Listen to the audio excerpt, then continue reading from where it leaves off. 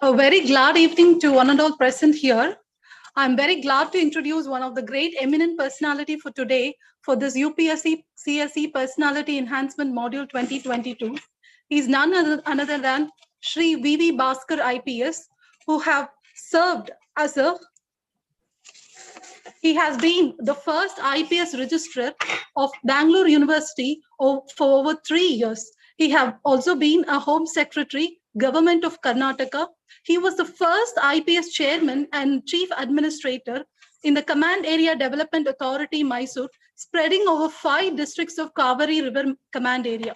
He has been the first Commissioner of Police, Mysore City, and first Director of Karnataka State Police Academy, Mysore.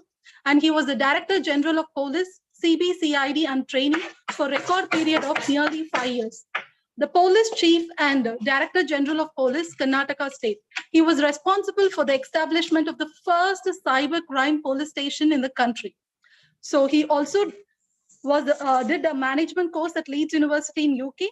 He underwent overseas police command course at West Yorkshire Police Academy in UK. He was attached to Scotland Yard Metropolitan Police, London. I'm very immensely honored to welcome our beloved speaker of the day, Shri V.V. Bhaskar IPS. Over to you, sir. Thank you very much, Madhavi, Professor Bhuminathan, and members of dedicated staff and motivators, facilitators of KingMakers. Today's focus is on Viva Voce or personality test given to candidates who have already crossed many hurdles or challenges, such as having been educated in various fields of knowledge. They have also done the preliminary and the main examination successfully. They've been called by the Union Public Service Commission for an interview. Personality test to assess the potentialities of a candidate, bringing out the best in a candidate, such as value system, attitude, integrity, compassion, commitment, enthusiasm to help others. And finally, according to the UPSC, some of the reports, they say to assess the administrative personality of the candidate, because they are not judging your knowledge of any subject. They are not sitting on judgment on the facts that you are presenting before them. What is personality? Personality probably defining physical, mental, and emotional characteristics of a person in terms of thoughts, feelings, and action. Still, it may be inadequate for a full definition. Imagine, friends, just 20 to 30 minutes duration of time would decide your career path for life and your future. You have all come a long way successfully from school, college, university, thanks to your parents, teachers, and institutions you have gone through. You are a lucky few among so many aspirants for a limited number of slots or positions offered. They say roughly about 1 to 3 or 1 to 5 on an average in an interview stage. The candidates are vetted or selected for the various services, including the IAS, IFS, IPS, and central services. Therefore, you have to consider yourself as already the cream or the best among the candidates you're chosen to be called. After having said that, you're only in the last lap or huddle or phase of selection process today. Yes, there is pressure cooker atmosphere all around. What is the winning formula for success? According to Swami Vivekananda, you need purity, you need perseverance, you need patience, and above all embracing love, passion to help people. And that will lead to success. According to me, number one priority should be self-motivation or positive attitude that you should succeed is the key. Unlock the hidden talent in you to impress the interview board to pick and choose you among so many others, sometimes academically better and more qualified than you. And we find the interview board is invariably extremely friendly and not intimidating nor hostile. They are not testing your knowledge of any particular subject or facts alone. They know you have already crossed those hurdles or come out successful before you come to the stage of interview. What are they testing you for? They simply communicate with you to assess your administrative personality. Here we find power of focus. Some great people use this enormous power to advantage. Others are distracted lot. When we find before a board which is very sympathetic, invariably they'll ask you a few opening remarks from your own biodata that you have furnished to the UPSC, which is before each member of the board, including the chairperson. The chairperson usually introduces a person to other members saying, here is a candidate, this is his background, and these are his aspirations, these are the extracurricular activities, sometimes outstanding performance in sports field or in academics. Beyond that, just to make you quite comfortable to start with. They invariably ask you about your own district or state that you come from or institutions you studied. And therefore, to make you comfortable, they start the interview process. So in any interview YOSC process, self-motivation is the key. You must have your own story to tell. You must have your own story to tell based on personal experience that you already have. Yes, I am aware. You may not have that much of experience as people already in the service, but you have had an academic career and your age is roughly between 22 and 32 plus. Therefore, you have enormous amount of exposure in various fields. And then we'll ask, what is this self-motivation to join the civil services? I have made a quick assessment and I place it before you for your consideration. Motivation could be money. Don't be distracted, don't be disturbed. That money is not a bad thing to talk about. Yeah, everybody would like to have some security in life. Therefore, he wants to make money. And I may probably come from one of those not so affluent families.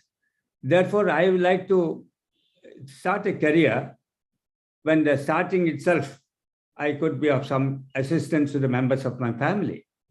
Therefore, money is essential. Then you go for next, recognition and rewards. You have motivation for recognition and reward, and therefore you would like to join the civil services. Somebody would like to have wield power or authority to influence the results. That is one category. Another category is simply they want a social status. For a police officers, they'll find huge cars with the probably red lights flashing around and with the flag flying across and with a lot of stars around, whether it's a single star or 3-star Director General of Police. So that is, he wants power, authority. Somebody wants social status as a motivation to join civil service. Some people want to serve society. Genuinely, a person wants to touch the lives of people. So you have a personalized approach to these things. There's no right and wrong way or attitude. You have your own story to tell. If you have your own story to tell, the board is happy because you're not copied anybody, you're not compared with anyone, you have a self-motivation to be in the civil service. Generally, on an average age when you join, you have all accumulated so much of life experiences or life's lessons to share, and that sincerely, without exaggeration, with moderation. And then you can put it across what drives you to join the civil service. That is what the board is all about. Board is only interested in checking up what motivates you, because some of them are doctors, some of them are engineers. So much of money has been spent by society and the government and the private agencies to make them doctors or engineers. Why do they want to join the civil service? That question may be asked to them. And when they do ask, all that you need to say is, there is some motivation behind for them to do service as a avenue for them to touch the lives of people. So, friends, there's no right and wrong answers. Everything is contextual.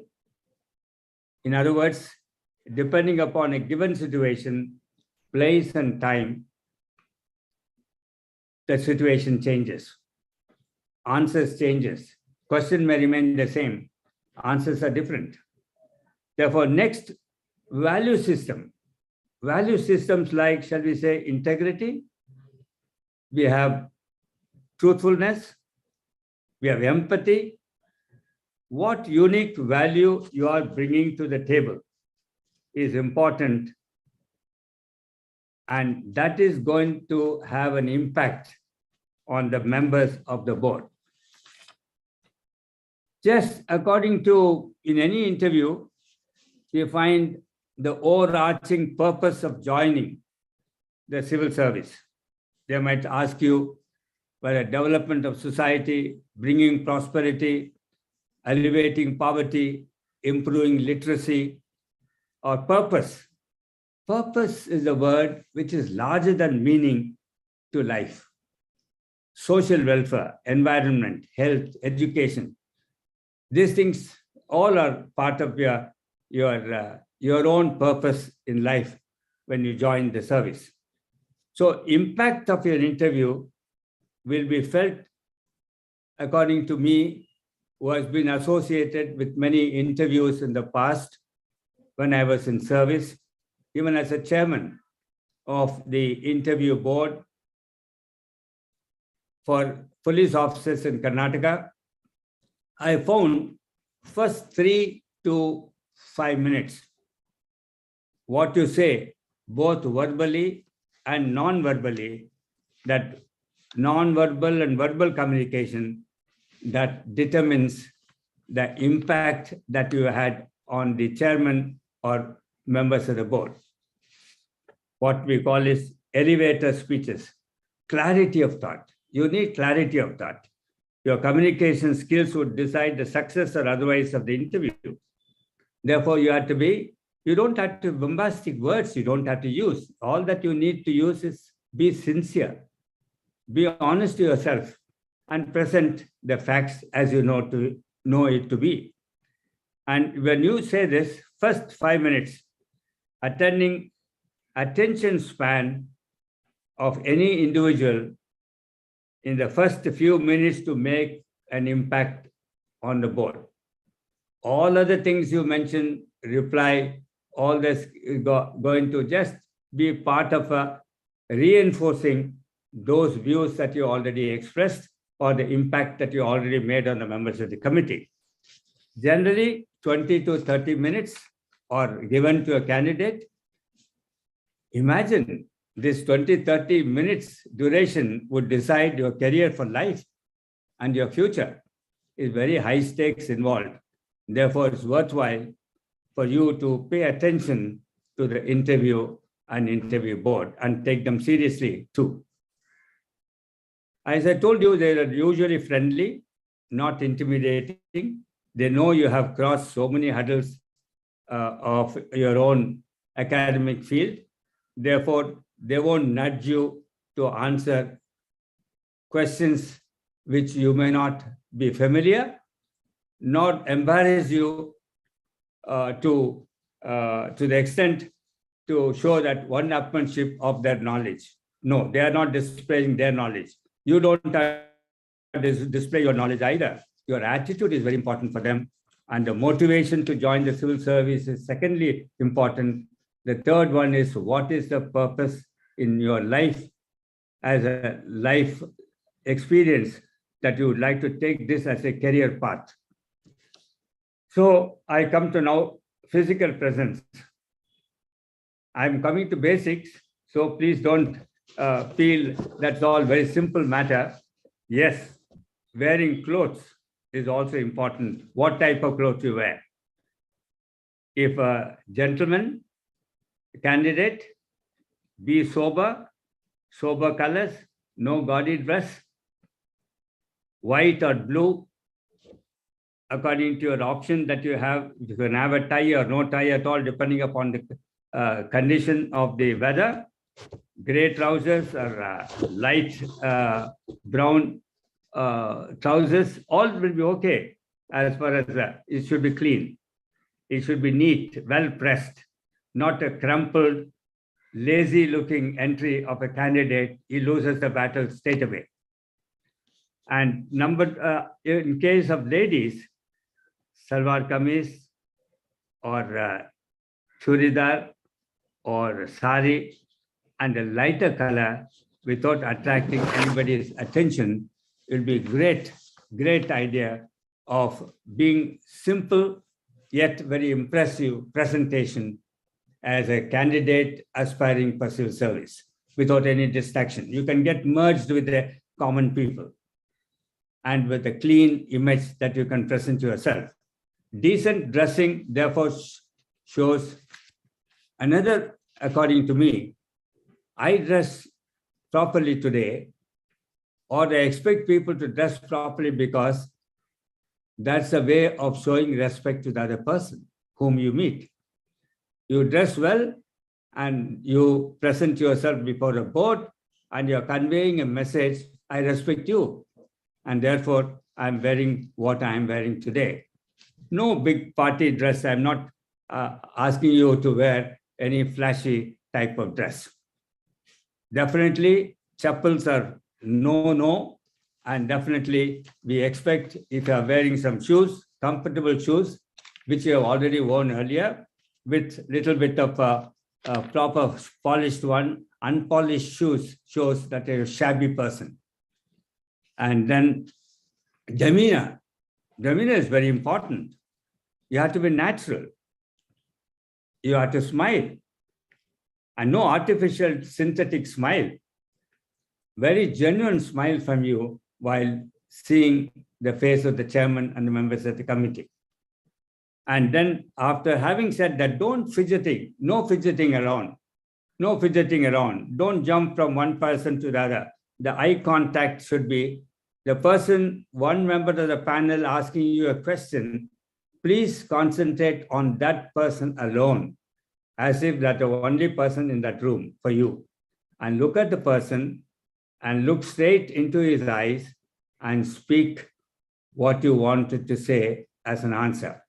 In case you are not able to understand even the question presented, please carefully listen. Then request them either to repeat, say, pardon, sir, or pardon, madam, I have not got the, I have not understood your question. It is acceptable. Everybody accepts it. And you are not a fountain of knowledge, or you are not the person almighty to know answers to all the questions in this world. Nobody does. Nobody expects either. Therefore, they expect you to be normal and then communicate with them with a proper eye contact. Then display self-confidence. That is a self-confidence. When you present yourself, that means they are visualizing what type of person you would be in the civil service later on. So another very, not very important, but according to me, eat healthy breakfast for the day, have a light lunch depending upon time of interview, and don't go starved and look very tired. And carry a clean water bottle with you and visit the venue. Please visit the venue, that is interview board, wherever place like Dholpur House in Delhi for UPSC, most of the interviews are held there. Make sure wherever you are staying, whether it's Tamil Nadu guest house or any other guest house or place you stay or hotel you stay, you must go one day earlier. Please visit that venue. Otherwise, you're going to be in panic in a new place, interview you are trying to attend. With all the sweating, you should not be searching for the place. So that is one of those practical hints that I can give you. Visiting the venue one day before, find out all the other possibilities of your dressing for the day. Read day's newspapers very carefully.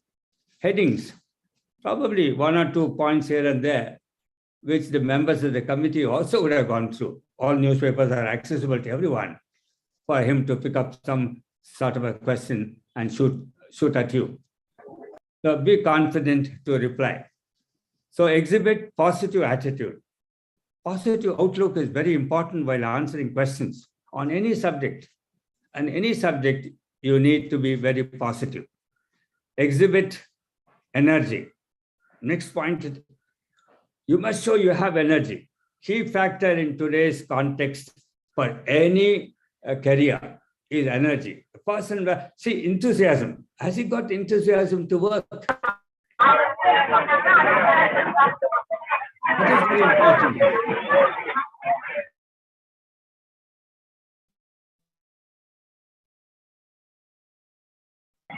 Very important.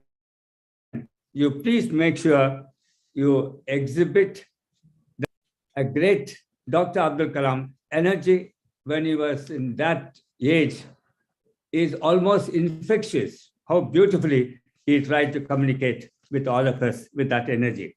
Remember, there are many views on the same subject or topic on any matter. That is, number one, your own viewpoints. Number two, the board or members' viewpoints. Number three, definitely the actual truth. So it's a perception. The viewpoints can be perception. My perception may be different from the perception of the member of the committee or the chairperson. And the actual truth will be different. Therefore, you have to be very careful in making a quick assessment of all these facts. Be truthful, be correct, say if they are not sure, subject to correction or verification. That would be a good way of doing it. If I'm not really 100% correct or certain about the facts of the case, you say, maybe these things do happen like this. This is the subject to correction. This is what I think it should happen. If you do not understand the question, please politely ask them. Ask them to repeat it. They will. And they will definitely repeat it for you. And that will be of great help to you. If you do not know, please do admit that you have no idea. Don't bluff your way through. So your game is up. The moment you try to bluff your way through, thinking that you can get away with it, the game is up, out for you. And nobody likes a civil servant to bluff. Civil servants are expected only to implement the policies of the government. And therefore, by bluffing, you can't bluff the people because we all live in glass houses. Because information is now universal. Everybody has access to information.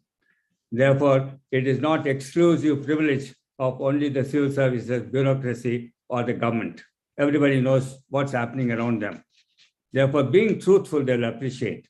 You're trying your best to solve a problem. So after all, we are not almighty to know it all. So politely do admit without bluffing that you're not have the chance of studying this particular aspect of the issue at hand or discussion. The next one is self-confidence. You must have self-confidence that you have done your best and feel proud and feel good about it. I should feel good that I have done my job properly. I'm not comparing with anybody else because you are expected to write about your own performance.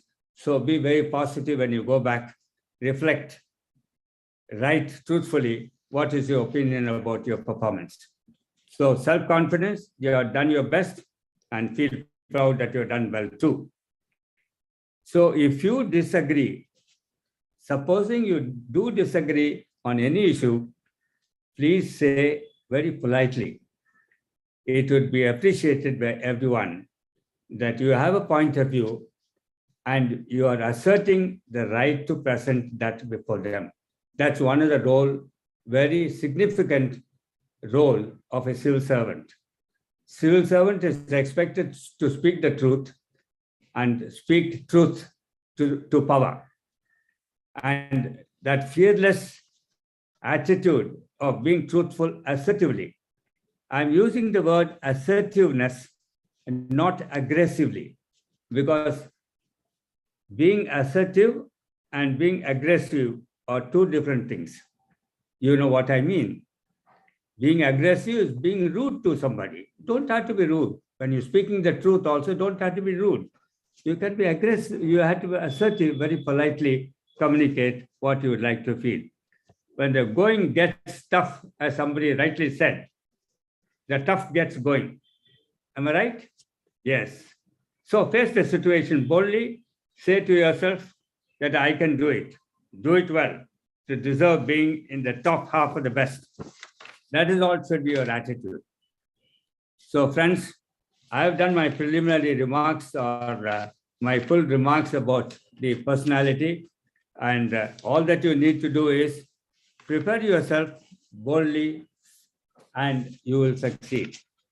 And rightly so, all that we need to do is when you think that you are strong and aspire to do right things and you are on the right path, you have the self-confidence and you have gone prepared for it and you are not going to be taken by surprise. All that you need to do is present yourself, unfold your own personality before the board and communicate effectively without ambiguity, without any doubts, without confusion, without trying to change the topic. Because some people will hijack, some candidates hijack even discussions because you have only 20 minutes to 30 minutes maximum, and they won't give you more than that. So if somebody dominates with one question as an answer, just because I happen to know it, I take about 5 to 10 minutes. I have lost the remaining precious time allotted to other members of the panel to discuss or talk to you about it, because they have not made any assessment about you. So therefore, please try to be correct and try to be to the point, and try to communicate without any ambiguity or confusion in your mind about the topic on hand. If you have any questions, you're most welcome. You can pass it on to KingMakers, and I'll be very happy to communicate and share my thoughts with you. And we can have an interaction session if you feel like. I welcome that. And as far as I'm concerned, I survived in the Indian Police Service for nearly 4 decades. I've seen the best of times and the worst of times, as many of us have done. And I also had my quota of my appointments and quota of my disappointments in my service. And disappointments we could discuss. Appointments has already been communicated to you. Thank you. Thank you, sir. Welcome. Thank you. Thank you, sir. Students, please post all your doubts here. Sir, one doubt from our side, sir. Please go ahead. Being the first commissioner of police in Mysore city, Yeah. and how come there can be implementation of community policing that can happen, sir? Yeah, it's a very good question. Community policing, policing is a serious business. As you all know, policing is a serious business. We should not leave it to the police alone. That is a basic tenet or the principle behind community policing. Why do you involve community in policing? Because police alone cannot handle the situation, whether it's a law and order, whether it's a crime combating, or any other sphere of police activity. You need the community with you. If you want to take the community with you, you have to extend yourself the need to get help as a feedback mechanism. The community policing concept itself based only on that. For example, neighborhood watch. Neighborhood, what is neighborhood watch? Supposing we stay in one particular locality, and I tell my neighbors, if I happen to go outside my place, saying, would you like to have a look at my lookout, or keep an eye on my property or my house? I'm going away for some particular reason for another few days, I won't be here. And the neighbor, invariably, he takes a special attention, because newspaper guys is a very important thing. It's all small hints for the newspaper. If 2 or 3 newspapers are lying inside the compound wall of a person, not picked up, that means the house is vacant. Very simple. And the second one is any other way of communicating, finding out. The neighbors will always take care of your mail. If it comes, good old days, we used to get mails. These days, your email is the order of the day. Digital, all of us have gone. So community policing is basically an attitude of the police to expect the community to participate in policing. What are the areas in which the police community can participate in policing? You all know that. Fairs, festivals. In all fairs and festivals, the large gathering. When large gathering take place, police presence is required and no police action is required. You have heard about the tragedy in Madurai recently, the festival, Alagar. Yes, the recent one that has happened in Madurai only a couple of days back. What a great tragedy. I'm not blaming Madurai police for that. It's a community should have been involved right through and know what is the capacity of the people who can gather in that particular area. Number one, what is the deployment of the police there? And subsequently, what should be the focus area on which pressure points where the crowd are likely to gather if they're concentrated. In the previous years, nothing we had. Last 2 years, you can forget it about because of the COVID. Otherwise, in the normal circumstances, proper planning, then proper deployment of forces, and then getting the community participation, find out that good leaders, opinion makers in that locality saying that please make sure we need some assistance from you, get some volunteers. Then they also become policemen without uniform. The public will become the policemen. Why not? They're expected to do the police work. That's all. Police job is being traditionally brought up because a few guys have to do the crime fighting and maintenance of law and order here as very important for community policing. So we can go on and on. Community policing is such a great, fascinating one. Involvement of community in policing. That is community policing. Thank you. Thank you, sir. Sir, another question is, how come the police can use the technologies other than the surveillance technology and information management systems? Yes, police have to keep pace with the trends in society. If you find why is that cyber crimes today has become important? That is because all of us, most of the transactions have gone digital. Most of the transactions are all computerized. If you say in the banking system, for example, the conventional offenses in a banking system of either fraud through somebody forgery he makes, he can transfer that onto the digital transfer as well. Therefore, the community in this particular technology that we use, cybercrime, where the specialized fields that we have, we identify the email identity of the person, origin of the email, because email can be given from my room to your room as if I am sitting in some other place, as if I'm working against you in a different world. And ultimately, you find out, you trace back the origin of that email would have been somewhere else. So these are all very essential things for technology. We had to keep pace with that. Then you have traffic offenses today. How beautiful. Have you not heard about your inter-district or interstate travel, even outside the Chennai, greater Chennai city? Whenever you go out, you have what you call the fast tag now.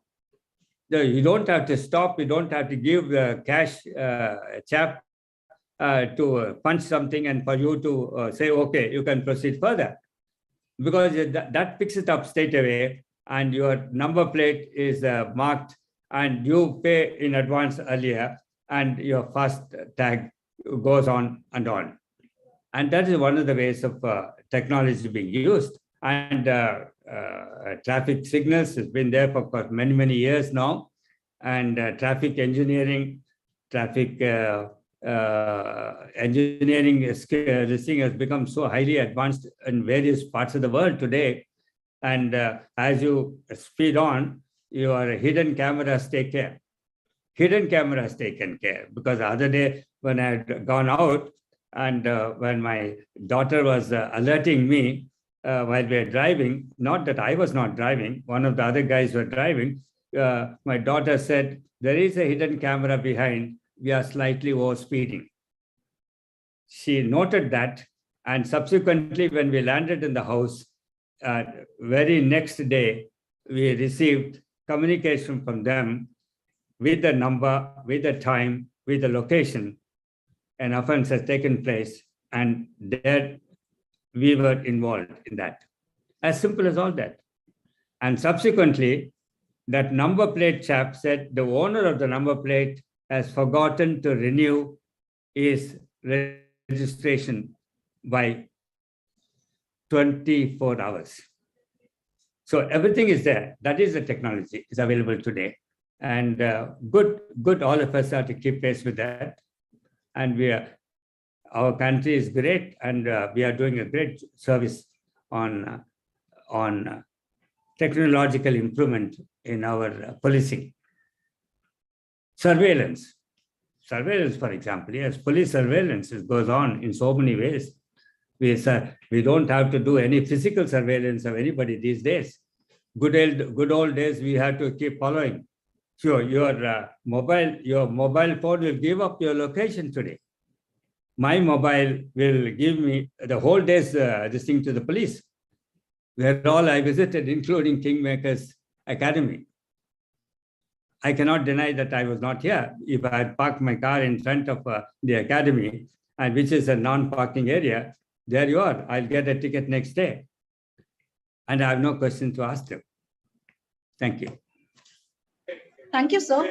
Sir, in your service years, you would have faced many challenges, like people's resistance to police, come to police and complain to them, and also the social media and the print media abusing police for mistakes not even done by them. And there are many other challenges, sir. Could you tell how you tackled with all these challenges one by one, sir? I definitely think we should take another session to discuss this, because I have many stories to tell you. As a policeman of nearly 40 years and 38 years plus, I have many stories of both fascinating, challenging, professionally testing your capacity to withstand that pressure. But only one. Now that you provoked me with that question, I would only say, I remember 1971, Bijapur district, a place called Atalati. It's a small village. In that village, we had a mass murder where 9 people were hacked to death by a rival group. And the police immediately, good old days, 1971, communication was very poor. By the time the actual information reached through so many sources, it took about 8 to 10 hours. That itself a very crucial thing, because a lot of people escaped. And Bijapur being a border district of Maharashtra, in Kolhapur side, in Solapur side, all those places, they ran away. Belgaum on the one side. And what we are able to do, physically, we had to collect intelligence information about the rival group who were responsible for this. While catching them, my inspector of police, a very distinguished person with great good conscience, he had rounded up a lot of people who were actually involved. But in the process of interrogation and investigation, we found one person was 100% innocent. One person was 100% innocent, and his name was added in the FIR by the rival group because they wanted to wipe out the entire rival family, all able-bodied men. And one person who was not physically present was also involved, and sufficient evidence was recorded that he was in fact present with a weapon in hand and assaulted somebody and killed another person. And here there was a professional challenge before the superintendent of police. I happened to be the superintendent of police in 1971-73, Bijapur. And the IO or investigating officer came along with the DSP of that place and came and told me, we have something very important to discuss with you. I said, yes, fine, why not? They discussed threadbare, all the evidence collected. And I sat through nearly 5 to 6 hours with them, studied, found out the various statements. There's contradictions about that one individual. And when we found he's innocent, I said, that person will not be charge sheeted. That person should not be charge sheeted. The rest of them will be charge sheeted. Because knowing that he is an innocent person, we will not bring him to the court. And a very seasoned officer told me, at that time, I was hardly 15 years service, that person was more than 30 and odd years service. That person said, sir, in my experience, if I try to remove one person from the FIR and remaining others to be charge sheeted, the entire case will be acquitted by the courts. There's a moral dilemma. We have to go through it.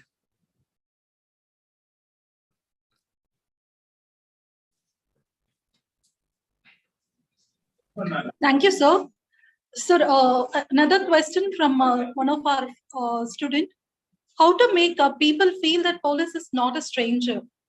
They are struggling a lot, but still they are not getting this community acceptance.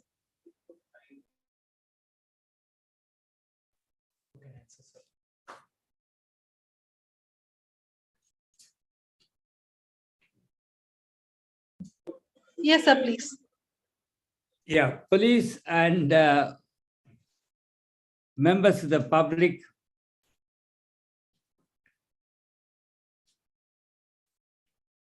are not definitely separate entity. Number one, police come from the same society they hail from. If you go to Bihar, Bihar policemen are recruited from Bihar. If you go to Tamil Nadu today, Tamil Nadu police are recruited from Tamil Nadu. So we have the same tradition, same background, same language, same attitude, same prejudices, same mindset. You can go on and on.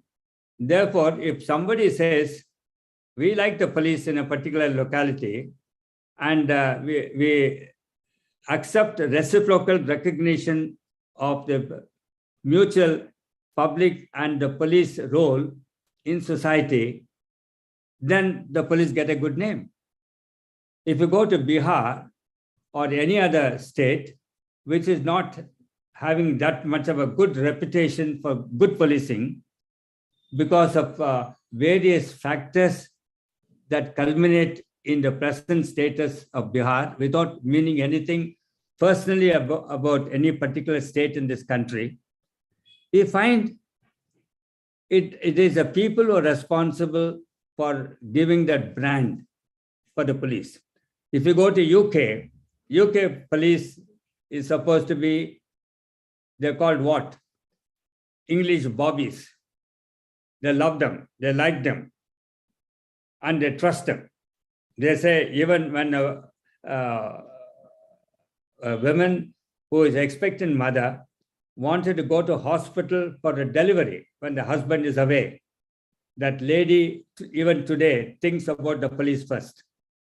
They ring up the police number and they say, I got some labor pains, I'd like to go to the hospital. And promptly they get aid and assistance and help.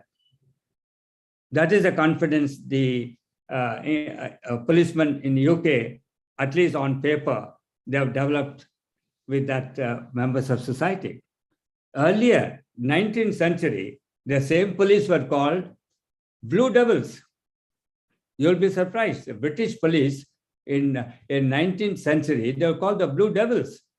How did the transformation from Blue Devils to the English Bobby? That is a transition. I'm sure all of us are in the same process. one day Bihar police may be one of the outstanding police forces in the country today. We'll be very happy to hear that. As far as Tamil Nadu is concerned, our reputation as a police force as highly professional, extremely efficient, extremely people friendly, and they have a good guidance from the successive governments to support the police so that they can serve the people better. Thank you. Thank you, sir. There is a question about the custodial death, sir. So regarding this custodial death, how the police can be made accountable, sir? We shall not condone any violence on anyone, including people in police custody. That stops, because all policemen are not bad. We do have some bad eggs in the department, like any other department. If we take revenue department, if we take commercial departments, you take transport department, any department, you'll always have black sheep. So a few black sheep get bad names. Few people have bad mindset. And if they commit any such things, they should be identified, and one-to-one, they should be dealt with, and their matter ends. And if we punish with deterrent punishment, if somebody is responsible for atrocities committed, there you are.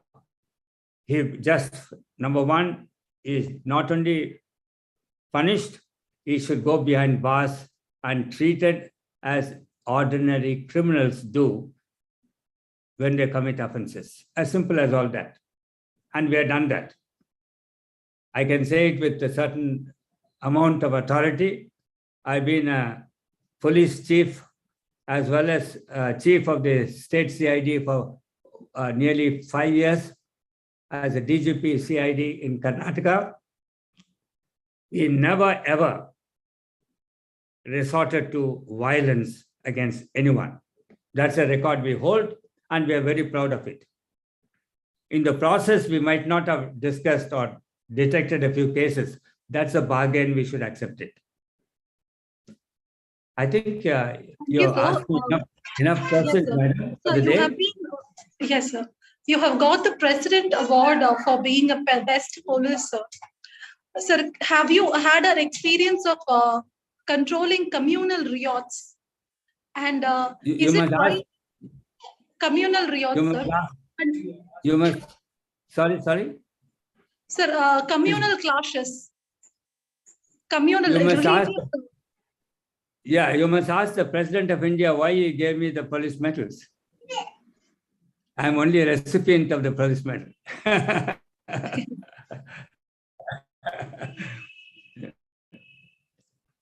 You started saying that I got a police medal. That's the only answer I could give.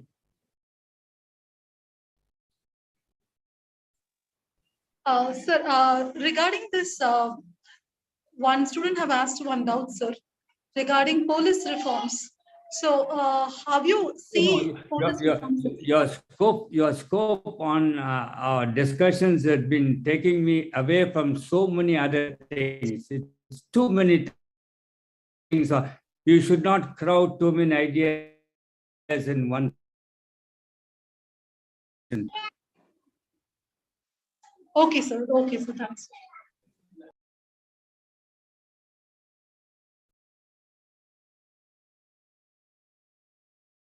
Don't crowd too many ideas in one. On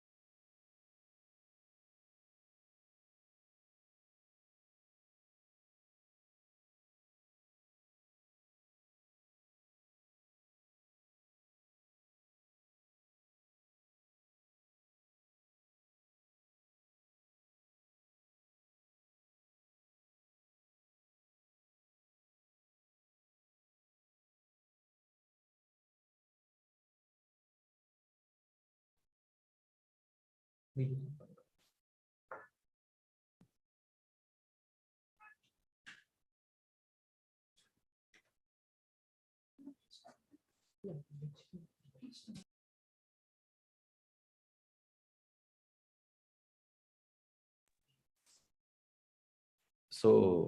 good evening, friends. We have conducted many sessions for the UPSC personality test, and today we have completed another important session. So, already the session have started, and the students are really performing well. And the small inputs, you may think that already you know that. But still, when we are again discussing about it, when we are again reminding you, I'm sure you'll work on it and you'll definitely perform more better. So only with that intention, again and again, we are stressing upon it, the importance of the body language, the importance of the dress, and the importance of the even the basic things. Again and again, we are re-insisting it because you should do really well. The golden opportunity you are getting it to appear before the panel members. So you should never miss a chance. Once if you are missing it, you know very well that how much painful it is. So don't neglect even your small inputs. So work on it. I'm sure with the inputs which was given by our honorable chief guest, you are all really going to perform really well. And I also take this opportunity to thank our chief guest, Sri Bhaskar, former DGP Karnataka. So he has shared his experiences. So thank you so much, sir. Our students will really perform well. And we will also invite you for the felicitation ceremony, which is going to happen very soon. So just few words. I'm very happy to just once again thank you, and thank you all for your sincere participation. And we'll meet in another session with a different chief guest. And tomorrow we are going to have another session where we have invited Dr. Rudra Gangadharan, who was working as a who worked in the Labasna as a director, who was a former UPSC panel member. Even Sir wife Neela Gangadharan, she was also the part of the UPSC panel for some time, and both are going to be there tomorrow, and one by one they are going to discuss with you. So see you for the next wonderful session tomorrow at 6 p.m. Wish you all the best. Till then, bye bye.